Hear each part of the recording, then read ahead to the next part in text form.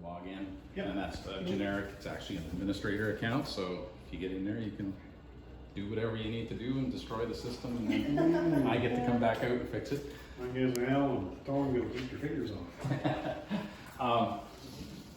So yeah, and the actual computer, if it shuts off, it's password, login password, it's password. Oh, okay. Which is, you know, it stumped me this morning several times. I had to look it up and then I realized it's a password. Password is password. Okay. Which is one step up better than a blank, Yeah. but it's still there. So once you're on, it's just a matter of double clicking the IntelliWeb icon. Brings up the login screen. I'm going to log in with operator and operator so that you can see what you got.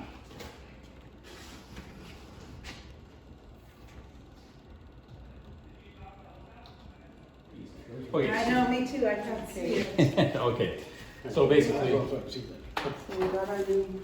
I just took a snap this morning. We'll wait, yeah. we'll look for a better one that's, but it's easy to change. It's just a picture of the site. So, and we could also add the SHA logo up there if we want or whatever. That's totally customizable as time goes on. That's the basic screen you're going to get when you pop up. We have navigation tree over here, which is a slide out. So you can choose the systems you want to look at, ventilation, hydronics. We've added floor plans. One of our guys in good. Winnipeg was doing up the graphics. He's been working on it. Part of what I'm doing today this week is going to be verifying the links and doing all that as well. Because it's one thing to design it and do it in an office, but it's another thing you got to be in site to make sure they're actually They work. Yeah. So then, return to that screen is that. You can close that menu out. So let's go. I guess we could look down here real quick. Once again, that's the network tree, which shows you all the controllers on your network. Third-party devices, well, that's the workstation there. Third-party devices are in there. That little X on there means that particular device, in this case it's a humidifier, is not communicating. I know that they've been working on the one in the air handler 2 room, so it's possible that it's just off at the moment. So those are third-party devices. The rest of these are our regular Delta controllers. Different parts of the building. Those are the ones up in the ceiling, are they? Yep. Yeah. Yeah, like in this guy here on the air handler, these are VAV boxes. So those are the ones that are these guys, just like this. Oh, yeah, yeah. And on the other one, it's controllers for the cottage, different cottages. And those are up in the hallway spaces because we're pulling data from all the rooms back into an individual controller for the 3 zones, and then that's all being fed back through here. So those are the controllers on the network in the navigation tree. We got graphics there. You've already got the graphics page open, but if for whatever reason you wind up clicking on one of these guys and bingo, you lose your graphics, you can go down to the graphics page. If I can click on it there, and you just click on that guy, it'll bring it back up. And like a typical Windows system, if you right click on it, it should say open link and new tab. You can do that as well. So if you wanted to have multiple windows open, which is handy if you're troubleshooting. But in any event, this gets you back to your graphics, and chances are you're going to do most of your work through the graphics just because it's visual, it's easier to navigate. So if I go to the slide down here, I can go to, well, we'll go to the floor plans just because they're there. So for the longest time, that was the only floor plan they had. It takes a little bit for it to populate, but once you start getting numbers in there, you know you're getting live data from the space. So those are the rooms, temperatures in each room. If you click on that, Smoke that one's -40.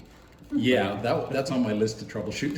And that's one of the nice things about having a floor plan, because you were talking about that earlier. Yeah, I was looking, you being- can see all the different temperatures. Exactly, and you know, if you got one isolated cold or hot spot, then you think, okay, I got an issue with a box or something, or somebody's left the window open. If Or somebody says it's too hot in here, we can tell them, well, go to room so-and-so. yeah, because it's you cooler. want to cool off over there. It gives you a visual Yeah. and you can do the whole site real quick. It's hard to put the whole site on a single graphic because there's a lot of spaces in there. So if we do it by wing and then by the core. No, that's fine. But, okay, so on that, left clicked on that, it'll bring up information about the space. So room numbers, temperatures, whether it's occupied, which I guess that's one of the issues with a 24/7 healthcare facility is it is occupied 24/7, but the offices may not. Center core, yeah, they can be set back for night setbacks, Yep. energy saving, or they can be left occupied and they'll just maintain temperatures as needed.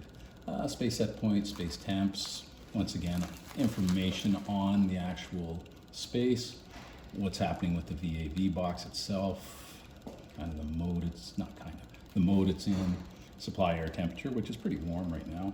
DX unit is off and the HRV is we're dumping in about 21 degree air, so it's kind of hard to cool with 21 degree air right now, but they're working on that, so Yeah. we'll get her back in line and get her cooling again. Airflow, set points. Set points are typically yellow, so you can see that they Oh, yeah. are. And if you click on it, if it's adjustable, it'll come up with this dialog box where Oh, you yeah. can actually input the point in there. Is that And hit something set. we can do, or is that Yep. one of those things that Joe, it'll only do it for 4 hours? And if we want to make permanent changes, Joe and his boss do it. I can't speak to that. It depends. It depends on your level of permissions. But if you are able to adjust it, then you can adjust it. Okay. If that pops up and you get a dialog box, you can adjust it. Okay, and it'll, Is there anywhere in here that we can look and see what the guy before us might have changed while we were off work? There's a couple of ways you could do that. Because that would be nice to know. If you go to, if you go. Not you, but I mean. Yeah, no, so- I know. So I've got the point, okay, so what did I do? So this is set point, let's go this guy. So I've got the point there. If I left click on it, it'll bring this up. And right over here in this little corner, it's got history. Oh, yeah. Which is why we want to have separate logins, because that way you know Yeah, who messed it up on. so and so there Yeah, messed it up on. shouldn't have been in there and he was and he changed something. or why did you change that, or what was That's it? once you figure it out. Well, yeah, and I mean, the book is always the way to go too, is just have Yeah. a log there, somebody Yeah. changes it, so-and-so was If you complaining, change something, write it down. write it down. Yeah. Old school, That's- but it yeah. works. Yep, write it down, why and what you changed. Yeah, exactly. Good, Now, yeah. if this pane isn't there, it's just like the one on that side. It's got a little itty bitty tiny arrow to kind of hide it from all of us. Oh, yeah. Okay. If you click on it, it slides out. over. So if Okay. you need more space, I do it when I'm looking at a program and I want a full screen, because sometimes the line of code is that long. I may minimize it, but 99% of the time, you don't. One thing to note with IntelliWeb is if you minimize that, when you log out and you leave it, you log out, it may be minimized the next time you come in. So if you're Okay. opening it up and you're looking for it, you can't find it, just look for that little arrow. Yeah. That's the same thing on the other side with the navigation screen. So that is the history. So that's how you can tell who's been doing what with that point. You can set the point. If you set it, enter your value, hit set, it'll put it in manual. If got the little hand there to tell you, oh, somebody's handed that set point, this yellow hand, which is set point, not unusual, but sometimes set points are calculated automatically. So ideally, if you've got the hand on an icon, you got a note in your notebook, somebody Yeah. saying, oh, the room was too hot and we needed to get some more airflow in there or something like that, whatever you do. But if it ain't broke, don't fix it. Well, yeah, let Just leave it alone. let the controls do what they want Yeah. to do, and then, Because some guys will go in and, oh yeah, no, that's, how do you put it? Tweak it. Yeah. I'm gonna tweak it. well, and that's, We frickin' tweak it, nothing if it's working right. that's the first thing I do with new techs. If I'm got a new guy working with me, as I said, hands off the computer. You don't touch it. You check mechanical first. Go in, check, verify the temperature, verify the valve is open. Oh, the boilers are off. Oh, that's why it's cold. Before you start messing with stuff, and then before you mess with stuff, you pay me. Check the account. And so I'm going to open them again. I'm just going to put them back in auto, and if it's being written to by a program, if you've changed that value to something else, it should revert back to what the auto setting was. Okay. If it isn't necessarily, it may retain that value, or if the value you chose was what it's deciding to do automatically, it will stay there. So just don't be alarmed if you put it back in auto and suddenly the value changes. It's just the programming saying, finally he released it, now I can do what I need to do. So those are set points. The rest of these guys, like reheat control, that is commandable. So you do have the same kind of option there. You can put a value in there. That's for like overriding a reheat valve if you wanted to dump heat into a space or we're testing it. You can just enter your value in there, hit set, and it'll do the same thing. It'll just hold it. Typically things like, let's see, temperatures, that's a set point, space temp. Something like a space temp, we don't give you the option to set it because that's an input. And Okay. I mean, in testing, you might want to change it to see how the room reacts to a false set point. You know, it's too cold, too hot, make sure the heating comes on, make sure the heating shuts off. Once again, you've got the point there. You don't have the ability to command it here, but if you left click on the actual point, it'll bring up that same dialog box. Up in this taskbar up here, it's in auto. You can put it in manual, and then you can put a value in there if you want. To release it, you just put it back in auto. You kind of gotta know what the hell you're doing it before you start just poking values in there too. Yeah. Well, you do. Yeah. But like I said, if you're testing a specific rad or something, you want to see the valve move. Best thing is write it down in the book what that value was before you change it so you can always go back to it. 100%. Yeah. There is a description field here that is editable. Description. So you could throw a value in there, original value. And Okay. what I found helpful is if I put my initials with it or something so that I know that I did it when I'm going, who the Yeah. did this? Or the next guy knows that you've done it and they You can can ask talk to you you. about it. Yeah, exactly. Yeah. So that's up there. We don't use the description field. Sometimes they'll use it for programming purposes. We typically don't. So yeah, if you wanted to put something in there, say even something as simple as the valve is hidden behind the whatever, you can put that in there as well. Yeah. We typically don't just because there's so many things that could go there. Could go there. It leaves it open for you. So yeah, the other thing you need to do too is make sure you hit save. And what you get is the drop down green arrow that says, I took that and it's now saved. So let me clear this out because there's no point in leaving. Oops. Mouse is too fast for me. And then once again, I'll just save that so it saves it. Close out the closing, and it'll bring you back to the screen you were at before. Trends on that screen, if you left click that guy, which is the trend icon, it will bring up temperature trends. These guys, you have a whole bunch of control over it. You can zoom into a specific spot. Time if you want. Yeah, and if you hover over the points. Now, this guy is being pulled every 5 minutes, so you can't get the data in between those 5 minute intervals, but it is 5 minutes. 5 minutes should be good. And the shorter the time span, the grosser the value, I guess, is what you want to look at. The longer the time span, the more you see a trend. But if you had a sudden spike here or something, you wanted to know what time it happened, you can zoom in on that spike and say, oh, it's 7, whatever that is. It's 23:09 at May 25th at 7:20 a.m. This guy goes back out. That's the full range of the points that are there. I mentioned last time without, it's called a copper cube, which is just a network storage device. You can only store so much information, and it's first in, first out. So right now it's 200 samples is the max, and what it'll do is it'll just every 5 minutes record that information, dump it into the buffer, and then when it gets full, it'll start dropping stuff off. So if you have an issue with an area and you're wanting to check it, it's a good idea to get to the trend log within a good period of time. Yeah. We often will do, like this is 5 minutes trending, we often do 15 minutes because that gives us probably close to 5-6 days worth of trending, which is more reasonable. 5 minutes shortens it down to a couple or 3 days. Yeah. So you can use that to your advantage.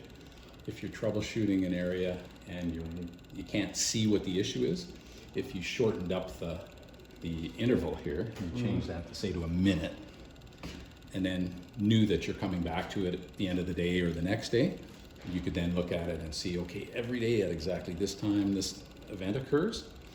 Oh, well, hold it, that's the same time that the generator kicks in or fire alarm or something like that. Helps you to pinpoint it. Or somebody goes to the bathroom. But We tend to leave that around 5 minutes, 5 to 15, just so they keep a reasonable amount of data. You can also do show sample data if you wanted to see it in granular or like an actual numerical form. Same points as on the chart, only it's got, you know, date and the value. You can do exactly the same thing up here, but sometimes this might be a little easier to look at. And that's just a single trend log. So we're trending 1 point. This guy here, the space temp. So it says space temp trend log. We'll close that. That is on this particular room. The EV is the alarm. That alarm bell is the alarm for that point. And this guy, let's see, what do we got here? It's out of range. So space temp, if it gets out of range, if it gets to 28 or drops down to 15, it's got 67-second delay, which for a space temperature, that's pretty short. But basically it says if the space temp goes above 28 or below 15, it triggers the alarm. Yeah. Space temp alarms are totally a matter of preference. We've had office buildings where they've had them if it's 1.5 degrees out, trip a low level alarm. If it's 2 degrees, trip a mid. If it's 3 degrees, trip a high level alarm. Oh, really? It was a nightmare because we also shut the air handler off at night. 5-story building, so every day it took half an hour, 45 minutes to actually get air flowing and get everything starting to stabilize. The operator come in, there'd be 300 alarms. Got rid of them all and basically put in a low temperature alarm. If it drops below a certain temperature, send an alarm. If it's occupied, people are your first alarm. Yep. They'll let you know before any system will ever detect there's an issue.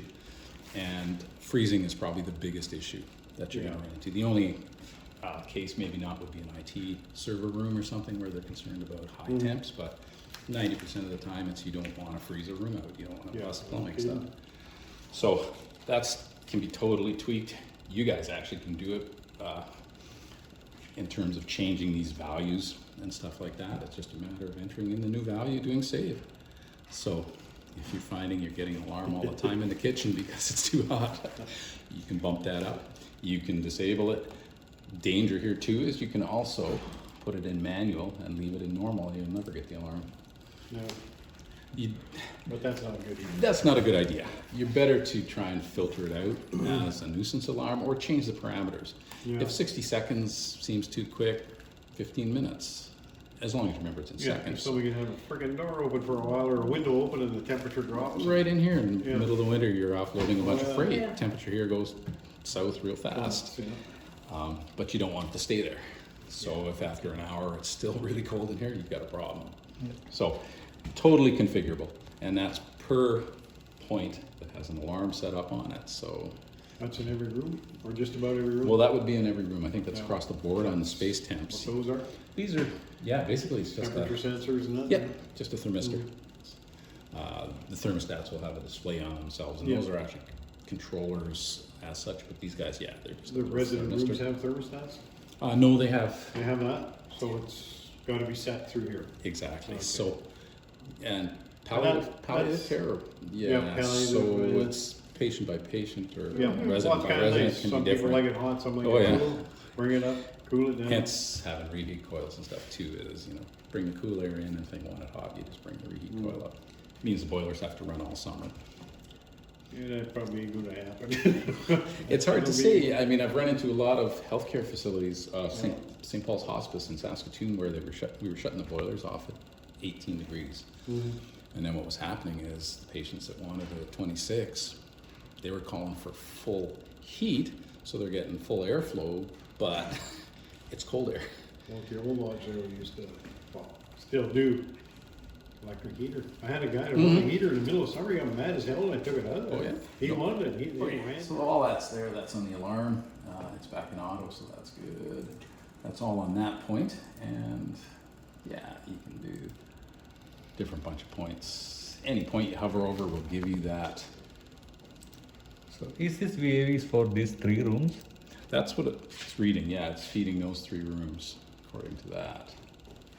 Now, having said that, we're going off of pretty much the mechanicals and what we've got from feedback from from what we get from the mechanical contractor. If there's issues there and stuff like that, that you go, no, this is whack, just let us know, because we can tweak the graphics and make them reflect reality. Same thing, the VAV, you can turn the zone valve on and off to turn the radiant on. So that's for that particular space, different space. 2 options as opposed to having the radiant in it, etc. So identical screens, just bringing the data for that individual room. Okay, so that's on the VAVs. We can go this way, which should take us to one of the cottages.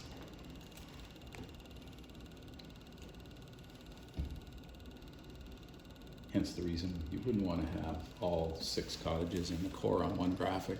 No, It would be really just too many. really difficult to see. So I am not that good. Yeah, neither am I. It's just kind of a blur back here, with or without my glasses. well, yeah, I'll be no, closer. they were all in the same category. Except for and you've got your glasses Some on. of us are half the age as the other. Yeah, exactly. But anyways, it's the same thing. You click on the space, it'll bring up the information for that particular space. If you want to change your space temperature set point, that's the place to do it for that individual room. Just set it and bring it up or down or whatever. Whatever you want to do, put Yeah. that in there. You know, say 19, hit And set. that will be the temperature should go up. That's what it's going to start Yeah. controlling to. Oh, that's good. So, no. Now I think we've had it handed at 18 forever because that's what That's, we were directed to do, but that's, we will obviously have to release those at some point, or not. So, given the fact you don't have thermostats in the rooms that people can adjust, you're gonna see hands on most of this. yep. It'll be Because, changed. because you can to change suit to each suit. resident. Yeah, and the nursing staff, I'm sure, let you know that in spades, like all the time. Oh yeah, you walk in when there's a HVAC issue, you're a hero until it isn't resolved real quick, and then it's like, get out. Same thing. Information on each of the each of the wings, sorry. Color coding, looks like they're using, I say they because I didn't design the graphics, but basically the reference, it's the temperature versus the color, so it's Okay, most so of these like this one's guys. cooler, so it's It's a little greenish and darker, These yeah. would be warmer. Yep, The color will change with the temperature. yep. Oh, Yeah, so that scale is down here. Somebody had a lot of time to figure that shit out. Well, the beauty of these type of graphics, That's a good HTML, is that it's really, you design one thing and then you can copy and paste it and then you just link it to the information. Yeah, it's even got the graph that Yeah. tell you with the color it should be this. So how about the passage? We don't have any sensors in the pass corridors. In these guys here, No, here. Like oh, in there, I don't believe so. I think we've got, and the we've got food there and staging there, room and kitchen. which is where in here? Pantry, sorry. This Yeah, area. as far as I know, no. I'll verify that and take a look, because it's Kind of the possible. center of the building, it would be Who cares, as right? critical as being out on an outside wall. But yeah, this is, Yeah. you said pantries on this side or food staging? These This two is are the the kitchen, kitchen, and the that's center food one is staging. pantry. Oh, so that's prepped and then the kitchen's Yeah. on either side. Yeah, right, because there's the microwave and stuff, yeah. Yeah, like this room over here is warm. So at a visual, you can tell, oh, what's going on over here? That kind of thing, so it's handy. Quickly gloss over that one because it's an issue. No, just kidding. I haven't had a chance to Oh, go warm through over it. there. Yeah, Must be warm sunny over there. room. Could be. Same over here. You can see the temperatures kind of getting neutral in there, getting into this zone in here. Okay, so that's 500, 600, and I think. Okay, yeah, this is a zone room summary. So basically, it's all the rooms, only it's in tabular form. So for example, this is room 3. It'll bring up the same thing you get when you click on the graphic, only it's here. So you've got all kinds of options here. I mean, you can filter data if you want to.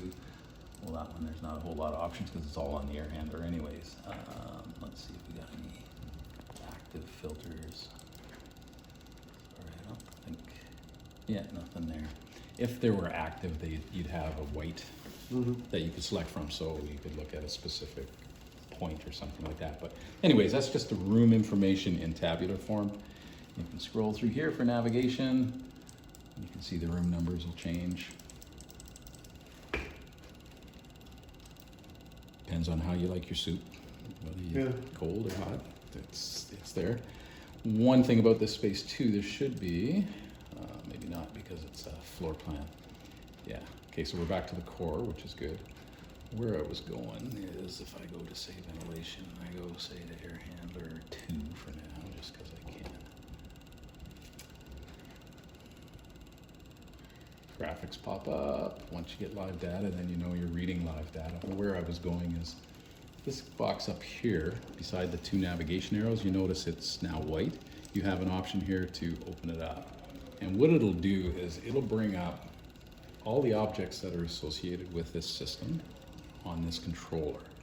So, is there a schedule? Oh yeah, there's an air handler 2 schedule that's on. Is it on the graphic? Not entirely sure. I'd have to look around to see where it is. But basically, there's all your set points. And right now it looks like the preheat, ERV preheat set point at 10 has been handed. Everything else is automatically calculated and that kind of stuff. So you've got a summary of all the data on the page only in a tabular form, which is, some people find that easier. When I'm troubleshooting something, I'll look at this as well, and then go over to the navigator and do it, looking for temperatures, anything that might be weird, outputs, same thing. Yeah, I handed all the DX off, but they've overridden it upstairs, so they're working on it themselves. And then programs and stuff like that. Depending on level of permissions, you may not be able to see the programs and stuff like that. It makes fascinating reading if you're needing to doze you're into off in the that, yeah. evening. Yeah, you can just bring up a program and fall asleep. So that's there just with this slide out here. And that'll be on any of the graphics as opposed to, say, the floor plans. As long as that box is white, it's live. You can get to it. ERV. Same thing. Set points are going to be in yellow. Click on them. Sorry, click. Oh no, those are globals, right? Let's go. Where have we got? Preheat set point. Do I have any clicks? I do not have. No, that's on my checklist. That's ERV.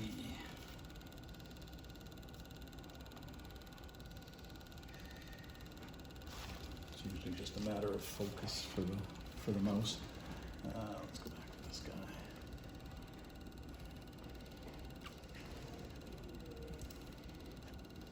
Yeah. Any of the points, once again, you click on them. If it's commandable, you'll have the option. This one's binary, so it's on off. The other guys that are analog, you can enter a value.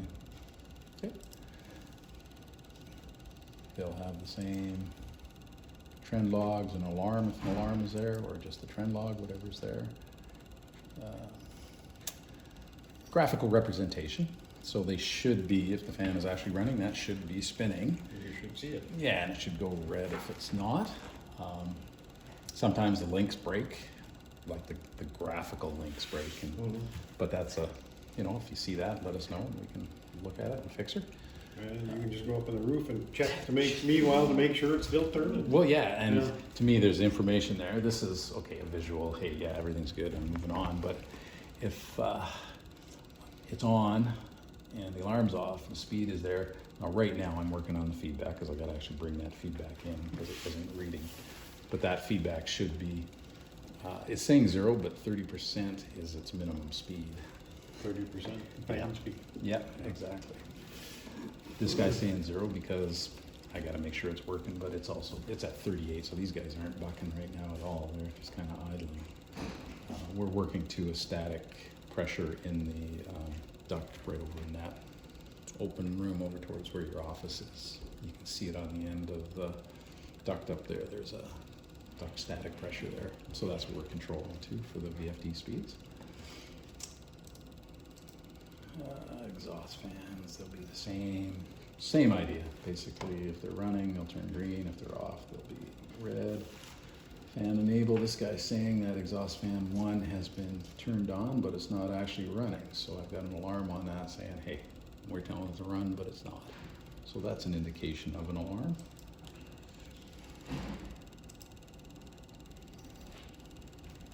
and it's a command failure. So basically the status is off, but we're telling it to run. It's got, what is that, 120 seconds, so a 2-minute window there before it trips. Command failure can be whatever. Sometimes it has to be a little longer because sometimes it takes a while for something to ramp up. But in the end, if we're telling it to run and it's not, you want an alarm. And that's what that is telling us. It'll be on my check-into list.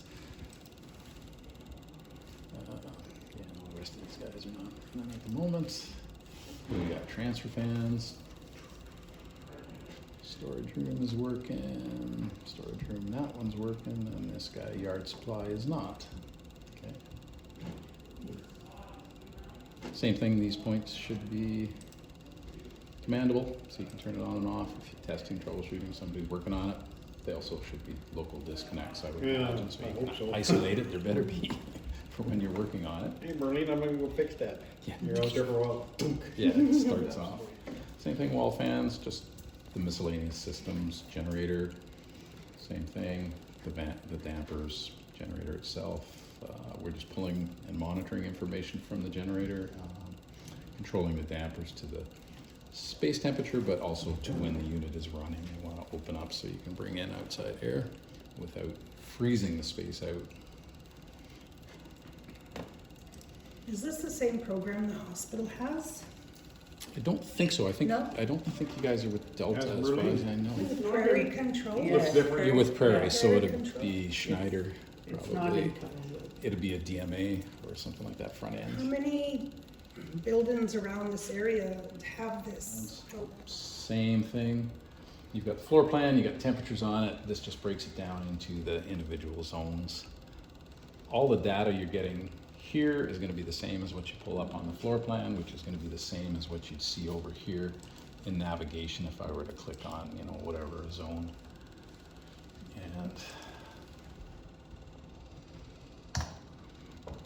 all that information is just, that's what's in that controller for whatever zone we're looking at here. Yeah, and you can't break anything in here. You're just looking at it in different Yeah. format. One thing to note again, this guy is a filter bar. So if I wanted to look at inputs, I would just put, say, input in there.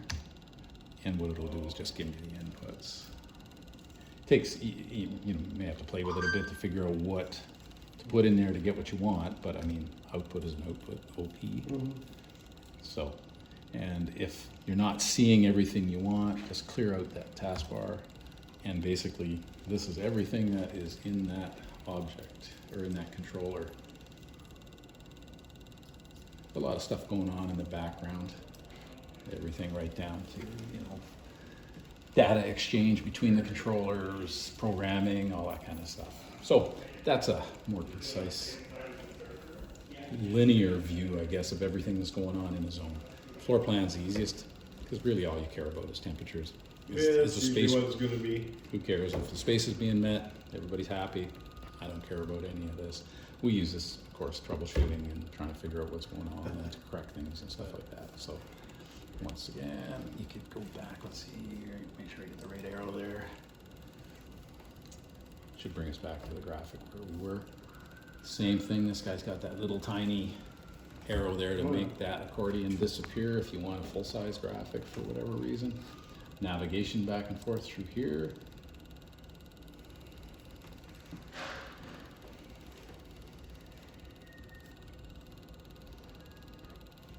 So you have to give it a few seconds for it to stabilize and bring all the data in. If, you know, after 5-10 seconds it's still not bringing in the data, log out, log back in and see, because sometimes it just says, hey, I'm tired, I don't want to bother communicating with you right now. I don't know, there's so much like people, just pain.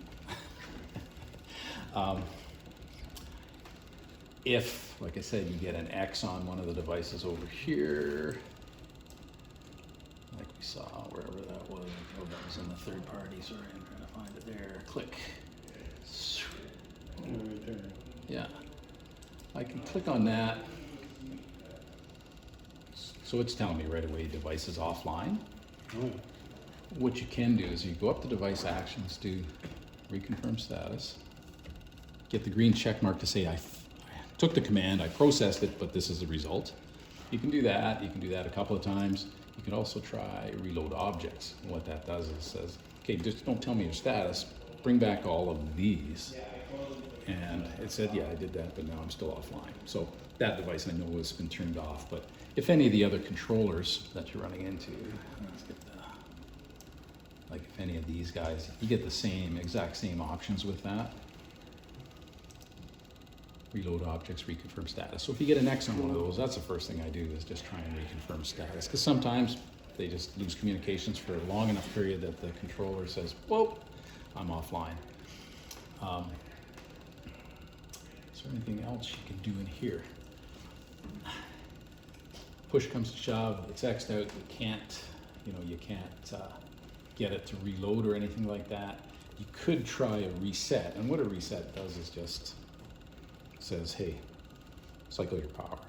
Soft, but not like a physical hard. So if you're not communicating with it, chances are it won't work, but it's worth a try.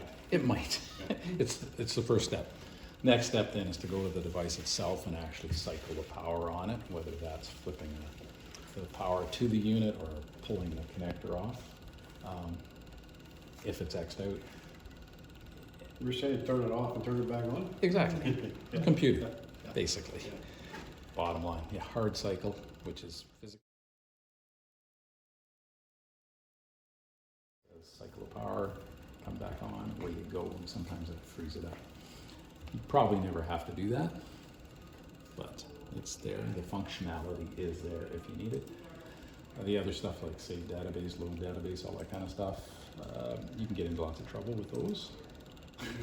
Save, not so much, because it'll just save a copy of the database. Clear does exactly what it says, clears the database, which the good news is our controls save the current database in non-volatile RAM. And when you clear the database, it blows away the database in the active RAM, but not in the non-volatile. So then we can reload from that. From there?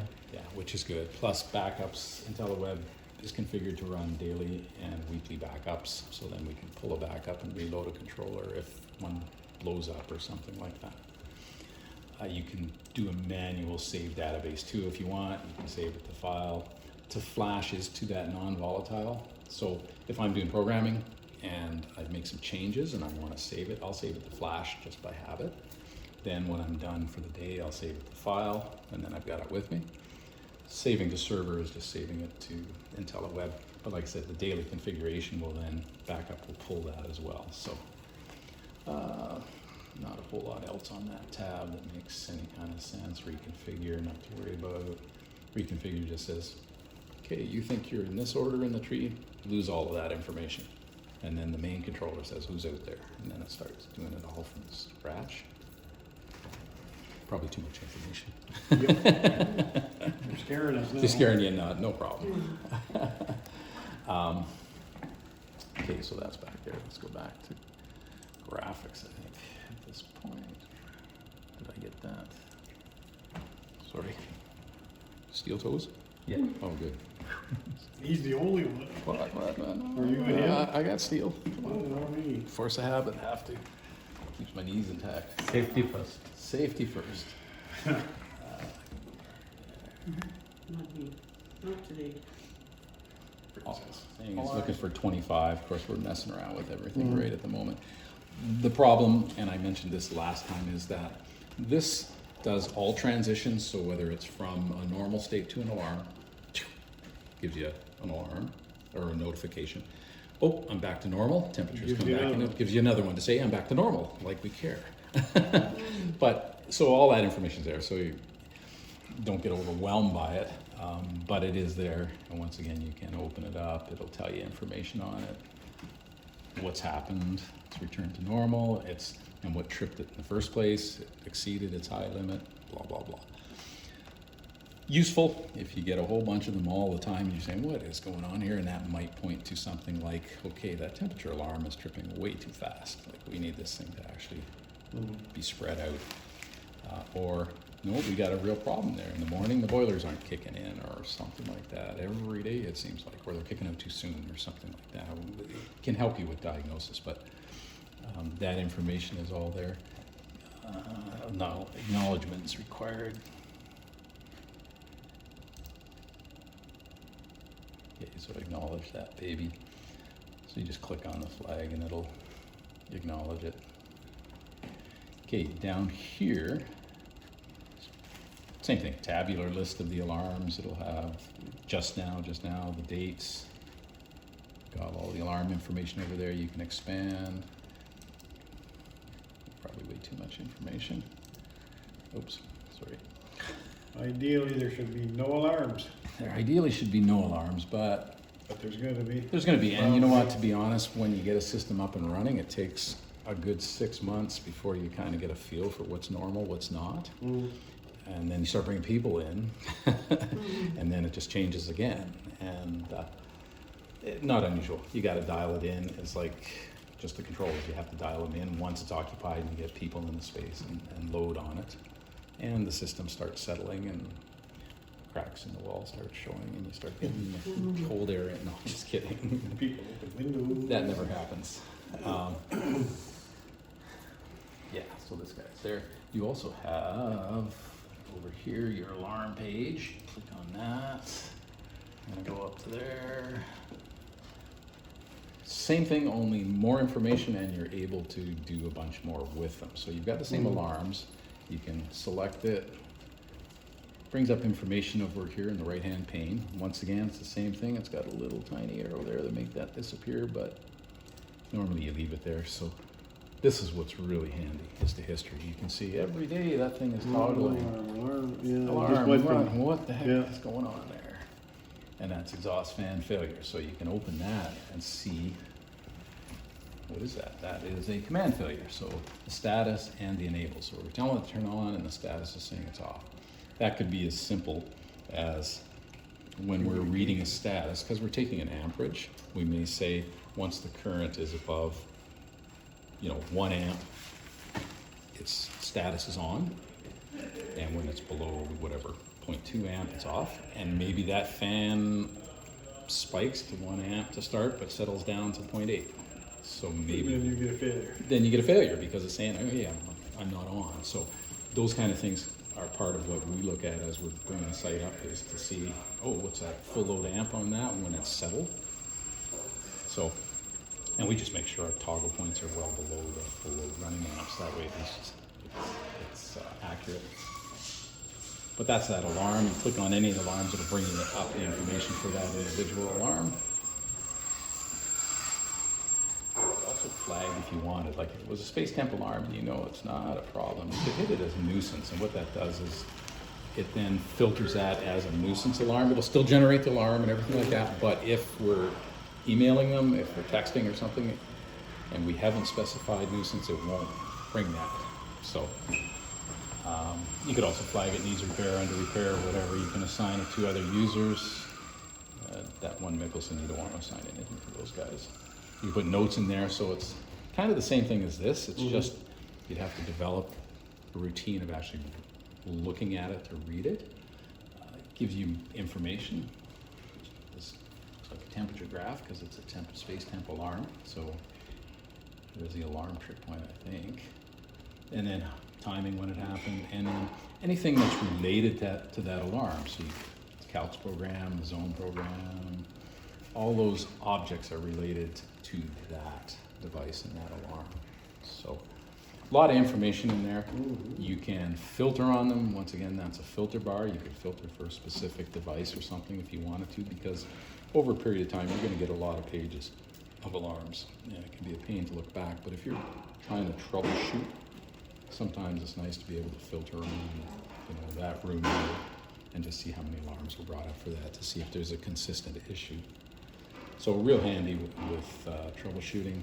This guy down here in the bottom corner is a pain in the butt, because every time you open it up, it's got 150 alarms, but nobody's opened it for 2.5 months or something like that. In an ideal world, you'd never have to check anything, right? Yeah. So that's on the alarms page. There's also reports, and I think we covered that before, in terms of we can generate all kinds of different reports and stuff like that, which really, until you're on it and using it, there's a lot of information there that isn't really necessary at this point until you're actually using it. But yeah, so we've got lots of functionality in there. Questions? Too much information.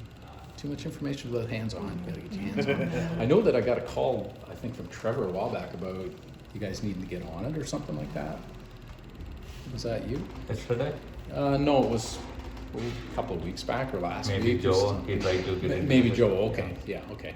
Yes, because I remember I'd set up operator 1 and hadn't changed anything else, so I just passed that back to Trevor so he could get back on. So